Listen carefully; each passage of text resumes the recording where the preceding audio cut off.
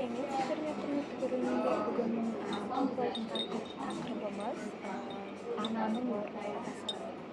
Ананың орны өте үлкен және орасан зор, себебі ана ол үлкен рөл атқарады отбасыда.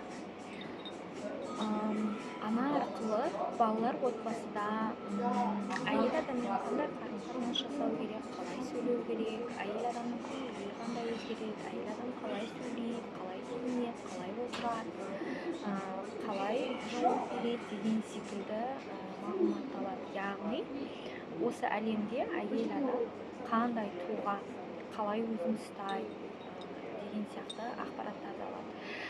Және отбасыдағы ананың рөлі өте үлкен.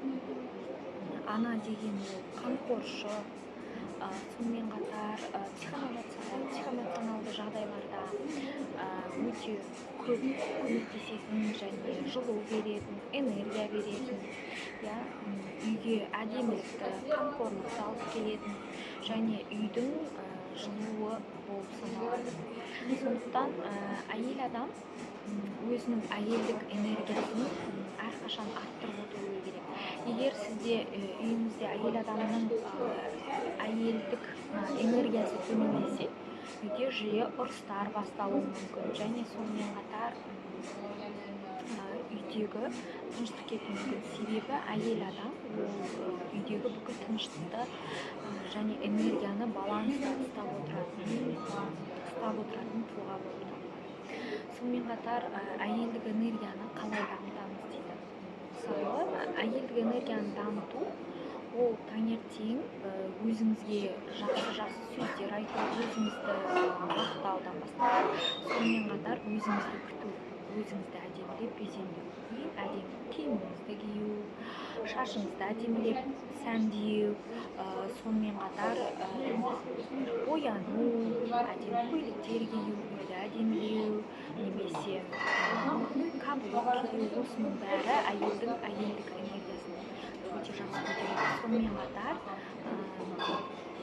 жақсы сөздер айту, яғни қоршаған ортаңызға, балаларыңызға, жолдасыңызға, ата-енеңізге, ата-анаңызға өзіңіз жылы лебізіңізді танытып, жылы сөздер жазсаңыз, ол әйелдік энергияны өте қатты көтереді. Мысалы қалай?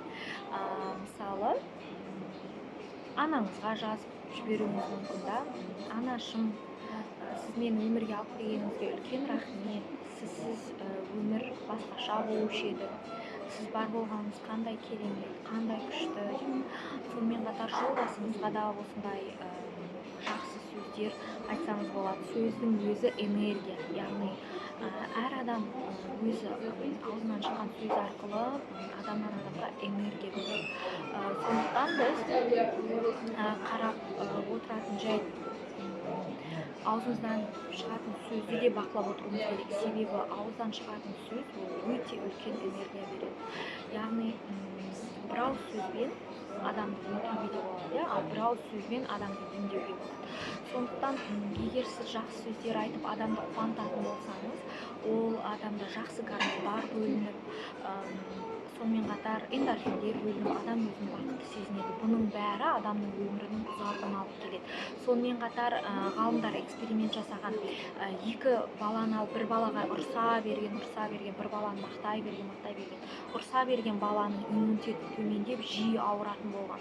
Сондықтан бұның бәрі ғылыммен дәлелденген нәрсе. Әйелдік энергияларыңызды көтеріп, үйде әйел адамның тұлғасын жоғары көтеріп, әйел адам қандай болу керек, оның бәрін сіз бересіз отбасыда балаларыңызға. Егер сіз күнде ұрсып, айғай-шу шығарып, балалардың көзінше әкесін балағаттап, немесе жаман нәрселер айтсаңыз, болашақта ұлыңыз өзіне сондай жар іздейді. Осындай айғай-шу шығаратын, осындай әйелдерді ұнататын болады. Ол психологиялық түрде дәлелденген. Немесе бүкіл балалар өзінің анасына ұқсас жар іздейді. Себебі қандай болмасын, бала үшін анасы ол өте үлкен тұлға. Анасы ең жоғары деңгейде тұрады подсознаниясында. Қыз балаға да осы қыз бала анасының қылықтарына қарай, анасының сөзіне қарай қоршаған ортамен қалай сөйлесу керек, қалай айналысу керек, қалай қарым-қатынасқа түсу керек, кіммен қалай сөйлесу керек, өзін қалай ұстау керек, қалай киіну керек, қалай күтіну керек деген секілді бүкіл информацияны анасына қарап алады. Яғни баланы жақсы тәрбиелегіңіз келсе, бірінші өзіңізді тәрбиелеңіз, өзіңіздің құндылығыңызды көтеріңіз, өзіңізді жақсы көріңіз. Балаларыңыз сіздің жасағаныңыздың бәрін қайталайды. Сау саламатты болыңыздар, бақытты болыңыздар. Сіздермен болған Бегім Талапқызы. Егер сұрақтарыңыз болса, төменге жазып кетіңіздер. Консультация бойынша тоже комментарий жазсаңыздар болады, немесе шапкада менің телефон номерім бар. Телефон номерге жазсаңыздар болады. Сау саламатты болыңыздар.